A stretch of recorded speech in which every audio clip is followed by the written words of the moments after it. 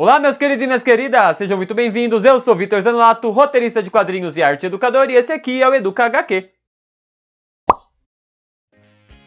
Bem, galera, esse vídeo aqui ele é um especial pro Dia das Crianças, pois nele eu vou contextualizar para vocês a oficina de quadrinhos Colagens com Turma da Mônica. Eu já aplico essa oficina já faz alguns anos, e nesse vídeo aqui eu vou contextualizar para vocês como é que aplica essa oficina. Então a gente vai falar um pouquinho dos materiais, do preparo que a gente precisa ter para fazer essa oficina, da contextualização e algumas outras coisas. Então vamos lá, pega o seu caderno e uma caneta e vamos começar! E bem, galera, vamos lá então, né? Vamos começar. O que acontece? Essa oficina que eu vou ensinar hoje para vocês tem uma faixa etária que eu costumo indicar, né? Eu costumo indicar essa oficina desde para aqueles que estão se alfabetizando, né, até aqueles que têm mais ou menos 12 anos de idade, né. Essa oficina é bem legal para quem também está se alfabetizando, por conta que está treinando ali, né, a questão das palavras e tal. E isso acaba também não impedindo que os menores, né, aqueles que não estão alfabetizados ainda, também participem. Só que a única questão é que a sua experiência vai ser um pouco diferente das dos demais. Mas pensando ali em outros tipos de linguagem, né, nesse tipo de questão. E o mesmo vale para aqueles que são maiores do que 12 anos, né, por conta de que algum deles podem se interessar, e mesmo que eles se interessem, essa oficina também acaba sendo interessante para a gente pensar em coisas diferentes. É que tem aquilo, né, como é uma oficina de quadrinhos de Turma da Mônica, alguns acabam achando que ela é infantil, mas eu tenho certeza que mesmo os mais velhos podem tirar ótimos resultados. Pois eu mesmo já vi isso nas oficinas, né? Onde uma mãe estava com filho, pai com filho e assim por diante. E bem, vamos começar, né? Para aplicar essa oficina a gente vai precisar levar alguns materiais. Vamos precisar de tesoura, no caso levar uma por participante, né? Pois a tesoura vai ser muito utilizada. Cola bastão pequena ou média, não é? No caso ali, um para cada 2 ou 3 participantes no máximo, pois dá para dividir. Régua também, né? Uma para cada 2 ou 3 participantes no máximo, pois também dá para dividir. Lápis grafite, no caso é bom levar um por participante, pois esse será muito utilizado. Borracha, no caso uma para cada 2 ou 3 participantes, pois esse também pode ser dividido. Caneta esferográfica preta, uma por participante também, né? Pois essa vai ser muito utilizada, assim como o lápis grafite. Caixa de lápis de cor, uma para cada 2 ou 3 participantes, né? Pois também dá para dividir, um usa a cor vermelha, outro amarela, outra verde, assim por diante. Folha sulfite branca A4 com ou sem impressão dos quadros, que eu vou comentar daqui a pouco. E por último, mas não menos importante, quadrinhos da Turma da Mônica para reciclagem, né? No caso, aqueles que estão mais velhos, meio rasgados, rabiscados e assim por diante. Antes de aplicar essa oficina, o educador, professor, enfim, vai precisar de uma preparação.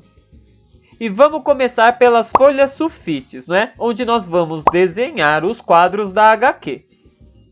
É interessante desenhar os quadros com uma caneta preta de ponta mais grossa, para a linha ficar mais visível, e deixar um espaço no topo para colocarmos o título da história. Os quadros podem ser feitos tanto com a folha A4 na vertical, como na horizontal, ou mesmo as duas.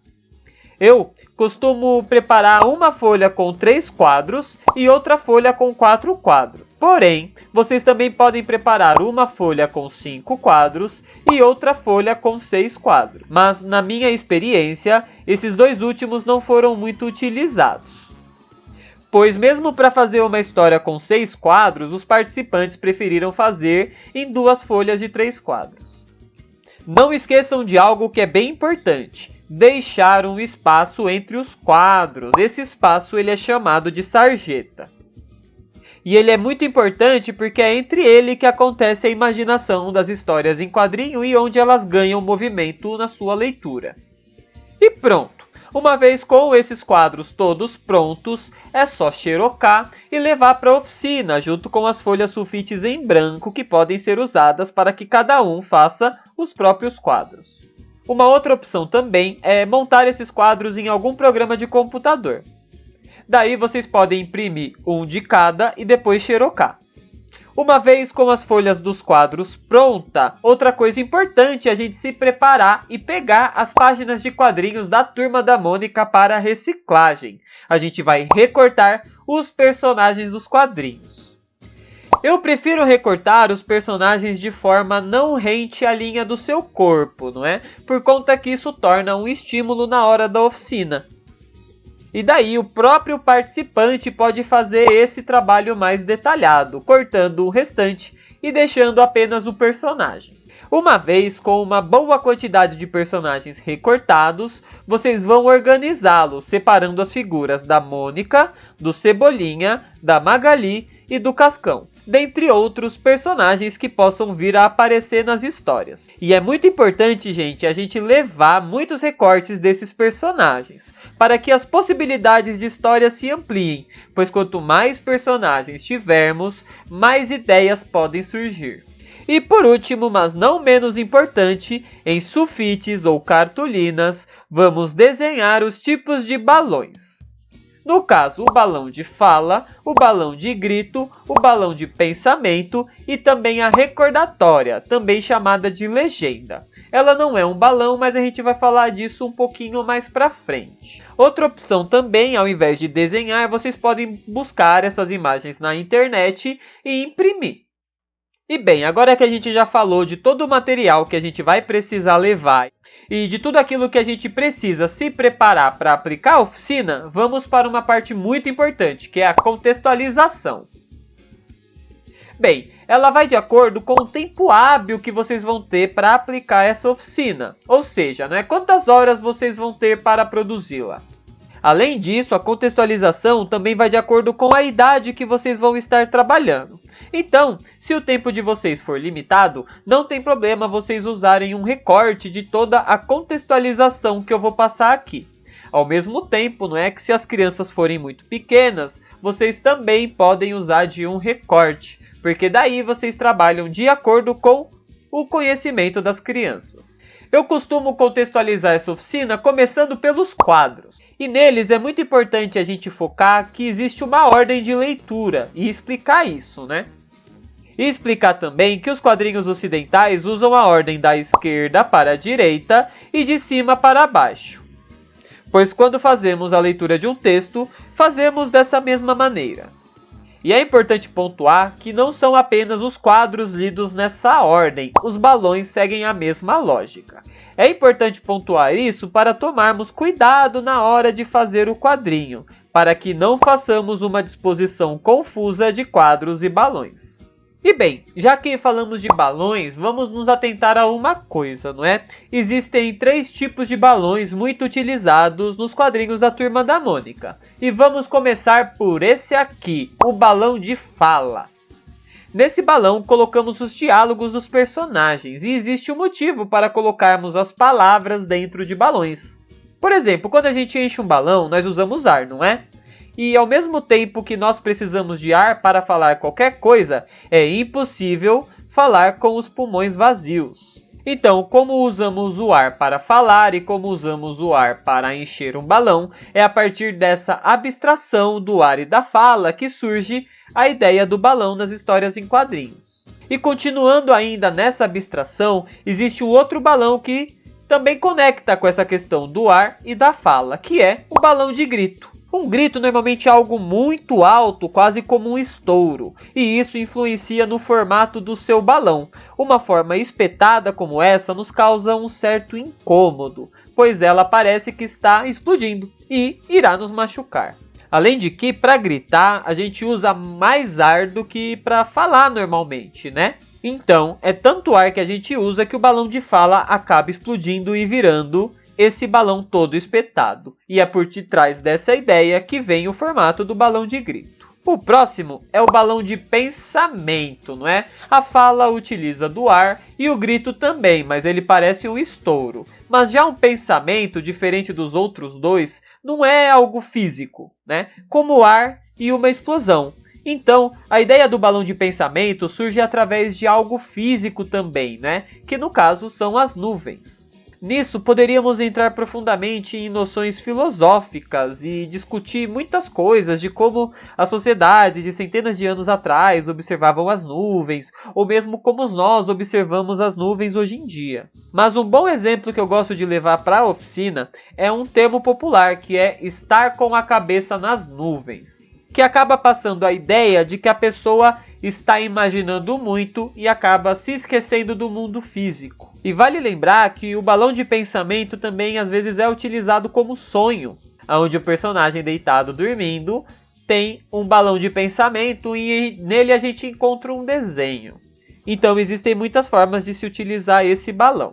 E por último, mas não menos importante, a gente tem a recordatória, que ela não é um tipo de balão. Ela é mais para uma caixa de texto inserida dentro do quadrinho, e ela tem algumas funções. Uma delas é localizar o leitor, como por exemplo, enquanto isso em Santo André, não é? Onde você explica aonde está se passando aquela cena. Ou nisso você também pode passar um horário específico. Isso dentre outras coisas. Mas a recordatória também é utilizada nos quadrinhos como uma substituta do balão de pensamento, entre aspas. Podendo ser desde um pensamento do personagem a uma terceira pessoa narrando a história. Uma outra coisa que eu também gosto de levar bastante é a questão da cor, né? A cor ela é muito importante, pois ela evoca sentimento e sensações. E existem os mais variados estudos que abordam esse tema. E se vocês procurarem por cor e significado no Google Imagens, vocês vão encontrar muitas coisas diferentes. Porém, nessa oficina eu acho que o mais interessante é levar em uma conversa, né? Perguntar quais cores lembram para as crianças, né, para os participantes. Qual cor que vai lembrar o dia, a tarde, a noite, uma floresta, ou quais cores que vão lembrar para eles o amor, a tristeza, a felicidade e assim por diante. Porque daí, quando eles forem pintar o quadrinho, eles podem pensar um pouco nessa questão. Tipo, aquele quadro específico passa que tipo de sensação? E daí eles utilizam as cores que eles lembram dessa sensação. O mesmo vale para sentimentos, emoções e assim por diante. E bem, uma vez discutindo a questão dos quadros, dos balões e das cores, a gente parte para a parte da construção da história na oficina, não é? Porque o que acontece, gente? Normalmente, uma história em quadrinhos é feita na seguinte ordem. Primeiro a gente tem um roteiro e depois a gente faz o desenho, não é? No caso, o roteirista vai pensar em uma história, vai entregar essa história escrita para o desenhista, ele vai ler a história e vai começar a desenhar. E através das descrições do roteiro, o desenhista vai colocar as emoções, as sensações e todas essas coisas. No caso dessa oficina de quadrinhos específica, a história é feita em uma outra ordem. Primeiro a gente tem o desenho e depois a gente faz o roteiro. Uma das maiores propostas dessa oficina é a gente incentivar a questão da imaginação, né? E a partir das imagens dos personagens da Turma da Mônica, construímos histórias com desenhos já feitos. Então vamos por parte. Primeiro, olhamos para as imagens e através delas pensamos que tipo de história podemos contar e quantos quadros iremos usar. Uma questão importante é não ir com a história pronta na cabeça e procurar imagens que se encaixam na história que você quer construir. Pois isso acaba sendo muito difícil, não é? A quantidade de imagens é limitada ao que o educador recortou e levou antecipadamente. Então, o aconselhável é buscar nas imagens a história, e não o contrário. Então, através do gesto dos personagens, das emoções expressas no seu rosto, dentre outras coisas, vocês criam e pensam nas histórias que vocês vão construir. Depois disso, pegamos uma sulfite, seja branca ou com os quadros já desenhados, e organizamos os recortes no papel, sem colar ainda. Caso vocês levem as imagens recortadas em que o corte não é rente ao desenho, vocês podem sugerir que os participantes façam uma arte final, para deixar só o personagem. Ou vocês também podem sugerir que, se tiver um retalho do desenho do cenário, eles podem continuar desenhando por trás, usando os materiais dispostos. Mas antes de colar os personagens ou mesmo desenhar e pintar o cenário, é importante organizarmos onde os personagens serão colados e desenharmos os balões com as falas. Primeiro, usando o lápis grafite e alertando para eles não colocarem muita força, porque se precisarem corrigir, o papel ficará manchado. E de qualquer forma, depois eles vão apagar esse lápis. Daí, vou deixar aqui uma observação. Primeiro, escreva o texto e depois faça o balão. Porque o que acontece, gente? Se a gente escrever um texto muito grande dentro de um balão que já está limitado, a gente vai ficar com o texto muito apertado nesse balão. Mas se a gente escrever o texto primeiro e depois desenhar o balão, a gente vai ter o balão se formando através das palavras. Então, uma vez que os balões de todos os quadros tiverem sido concluídos com o lápis, aí sim eles podem passar a caneta preta e depois apagar tudo com a borracha. Aí agora sim, vamos começar a desenhar o cenário, né? Eles podem ser feitos tanto de lápis grafite, né? Desenhar e depois passar a caneta preta e por último pintar. Como podem começar pintando também. Sobre a pintura, algo importante a gente alertar é que os balões normalmente são brancos por dentro, por conta da sua leitura ser mais facilitada. Porém, existem casos de balões coloridos, o que dá uma estética bem legal também. Mas vamos tomar um cuidado, né? Porque o balão existe pra gente ler o que o personagem tá falando. Então, se vocês forem pintar para dar um efeito, vejam se isso não atrapalha no entendimento do diálogo. Uma vez que o balão e o cenário e o desenho tudo tiver certinho, é só colar o personagem no quadrinho e pronto, o quadrinho tá feito. E antes de terminarmos aqui, uma questão importante de se lembrar é que não existe certo e errado na arte, né? Vou dar um exemplo. Eu comentei que os balões são feitos para serem lidos, certo? Porém, e se o personagem tiver engasgado? Ou tiver alguma dificuldade para falar naquela hora? Não seria uma boa ideia dificultar a leitura do balão? Pois os próprios personagens têm dificuldade em ouvir o que o outro está falando? Logo, tudo nos quadrinhos é subjetivo e podemos subverter muito de suas regras. E isso é fantástico, né? Porém, devemos fazer isso de forma consciente. Como é no caso, né? Se não é para ler o balão, a pessoa que estiver fazendo o balão tem que saber que não é para ler o balão tão facilmente.